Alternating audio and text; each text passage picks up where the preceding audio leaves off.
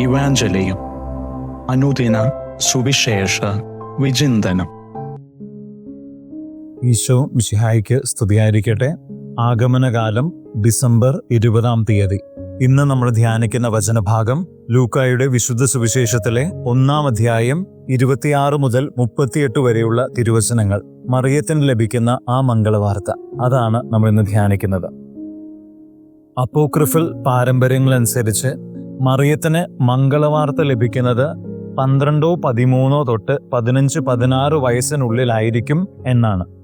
തൻ്റെ കൗമാരത്തിൽ നിൽക്കുന്ന ഒരു പെൺകുട്ടി വിവാഹ നിശ്ചയം കഴിഞ്ഞിരിക്കുന്ന സാഹചര്യത്തിൽ തൻ്റെ ചിന്തകളെല്ലാം ഇനിയുള്ള വിവാഹ ജീവിതം എപ്രകാരമായിരിക്കും, തനിക്കൊരു നല്ല ഭാര്യയായി എങ്ങനെ വർത്തിക്കാൻ സാധിക്കും എന്നതിനെക്കുറിച്ച് ചിന്തിച്ച് ഒരുങ്ങിക്കൊണ്ടിരിക്കുന്ന ഒരു സമയത്ത് പെട്ടെന്ന് ഒരു മാലാഖ വന്ന്, ദൈവകൃപ നിറഞ്ഞവളെ സ്വസ്തി, കർത്താവ് നിന്നോട് കൂടെയെന്നും നിന്റെ മേൽ പരിശുദ്ധാത്മാവ് ആവസിക്കും, നീ ഒരു കുഞ്ഞിന് ഗർഭം ധരിക്കും, ആ കുഞ്ഞിന് യേശു എന്ന് പേരിടണമെന്നൊക്കെ പറഞ്ഞ് വലിയ വലിയ കാര്യങ്ങൾ പറയുമ്പോൾ ഞാൻ എന്നും ചിന്തിക്കുന്ന ഒരു കാര്യമാണ്, മറിയത്തിന് ഇതെന്തെങ്കിലും മനസ്സിലായിട്ടുണ്ടാവും?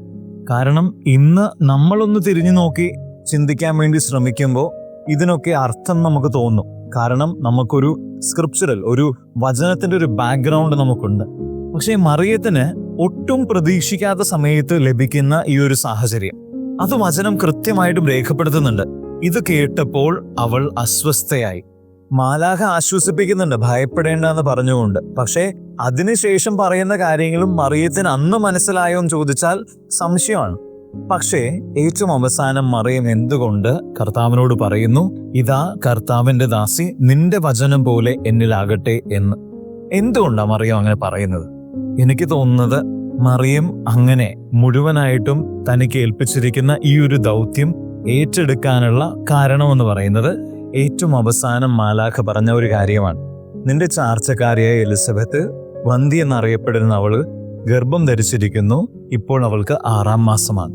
ഞാൻ പറയും, ആ വാക്ക് കേട്ടപ്പോഴാണ് മറിയത്തിന് കൃത്യമായിട്ടുള്ളൊരു ക്ലാരിറ്റി, അല്ലെങ്കിൽ എന്താണ് സംഭവിക്കുന്നത് എന്നുള്ള കാര്യത്തിന് ഒരു ബോധം, അല്ലെങ്കിൽ ഒരു ബോധ്യത്തിന്റെ തുടക്കം ലഭിക്കുന്നത് ആ വാക്കുകളിലൂടെയാണെന്നാണ് ഞാൻ വിശ്വസിക്കുന്നത്.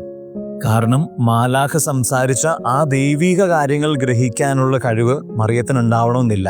പക്ഷെ ഏറ്റവും അവസാനം പറഞ്ഞ ആ ലൗകികമായ കാര്യം, എൻ്റെ ഏറ്റവും അടുത്തുള്ളൊരു ബന്ധു, വന്ധ്യ എന്നറിയപ്പെടുന്ന എല്ലാവരാലും അവഹേളിക്കപ്പെട്ടിരുന്ന ആ ഒരു സ്ത്രീ, തൻ്റെ വാർദ്ധക്യത്തിലൊരു കുഞ്ഞിനെ പ്രസവിക്കാനുള്ളൊരു സാധ്യത, അതും കൃത്യമായിട്ടും 6-ാം മാസമാണെന്ന് മാലാഖ പറയുന്നുണ്ടെങ്കിൽ, അവിടെ ദൈവം നൽകുന്ന ക്ലാരിറ്റിയെ തനിക്ക് മനസ്സിലായില്ലെങ്കിൽ പോലും സ്വീകരിക്കാൻ വേണ്ടിയിട്ട് മുന്നോട്ട് വരുന്ന ഒരു മറിയത്തെ നമ്മൾ കാണുന്നുണ്ട്. ഇതാ കർത്താവിന്റെ ദാസി, നിന്റെ വചനം പോലെ എന്നിലാകട്ടെ. നിന്റെ വചനം എന്താണെന്ന് എനിക്ക് മനസ്സിലായില്ലെങ്കിലും ദൈവമേ, നിന്റെ വചനം പോലെ എന്നിലാവട്ടെ. ഞാൻ എന്നെ തന്നെ മുഴുവനായിട്ടും വിട്ടുതരുന്നു. അതാണ് മറിയത്തിന്റെ ഫിയാത്തിന്റെ ഏറ്റവും വലിയ ശക്തി. എല്ലാം മനസ്സിലായിട്ടല്ല മറിയം ഏൽക്കുന്നത്. തനിക്ക് മനസ്സിലായ ആ ഒരു ചെറിയ അടയാളം കണ്ടുകൊണ്ട് തന്നെ ദൈവത്തിൽ മുഴുവനായിട്ടും വിശ്വസിച്ച് തന്നെ തൻ്റെ ജീവിതത്തെ തന്നെ ഇതിനു ശേഷം സംഭവിക്കാൻ പോകുന്ന എല്ലാ പ്രത്യാഘാതങ്ങളെക്കുറിച്ചും വിട്ടുകളഞ്ഞുകൊണ്ട് അത് ദൈവം നോക്കിക്കോളൂ എന്നുള്ള മുഴുവൻ ബോധ്യത്തോടുകൂടെ തന്നെ വിട്ടുകൊടുക്കുന്ന ഒരു മറിയം. ഇന്ന് ഈ വചനത്തെക്കുറിച്ച് നമ്മൾ ധ്യാനിക്കുമ്പോൾ പലപ്പോഴും നമ്മൾ ആഗ്രഹിക്കുന്നത് എന്താണ്? നമ്മൾ ആഗ്രഹിക്കുന്നത് എനിക്കെല്ലാം മനസ്സിലായിട്ട്, എനിക്കെല്ലാം ബോധ്യപ്പെട്ടിട്ട് മാത്രമേ ഞാൻ എന്തെങ്കിലും ചെയ്യുള്ളൂ, അല്ലെങ്കിൽ ഞാൻ എന്തെങ്കിലും പ്രവർത്തിക്കുകയുള്ളൂ. മറിയത്തിന്റെ ഈ ഫിയാത്ത്, മറിയം ഇങ്ങനെ തന്നെ സമർപ്പിക്കുന്നത് നമുക്കൊരു മാതൃകയാണ്. എവിടെയാണ്? ജീവിതത്തിൽ എല്ലാം മനസ്സിലാവണമെന്നില്ല, പക്ഷേ മനസ്സിലാവുന്ന രീതിയിലുള്ള 1-2 അടയാളങ്ങൾ ദൈവം എല്ലാത്തിലും ഒളിപ്പിച്ചു വെച്ചിട്ടുണ്ട്. ഞാൻ ചോദിക്കുന്ന ഒരു പ്രാർത്ഥനയ്ക്കുള്ള ഉത്തരം എനിക്ക് കിട്ടുമ്പോൾ അതെനിക്ക് മനസ്സിലാവുന്ന രീതിയിലാവണമെന്ന് ഒരു നിർബന്ധവും ഇല്ല. പക്ഷേ അതിലും കർത്താവ് ഒരു അടയാളമോ എന്തെങ്കിലും ഒരു ചെറിയ സൂചനയോ കർത്താവ് ഒളിപ്പിച്ചു വെച്ചിട്ടുണ്ടാകും.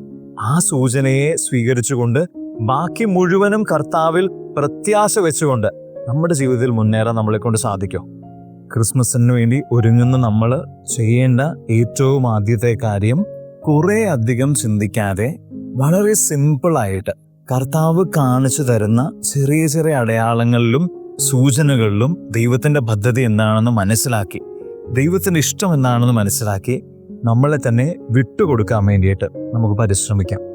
ദൈവം നമ്മളെല്ലാവരെയും സമൃദ്ധമായിട്ട് അനുഗ്രഹിക്കട്ടെ.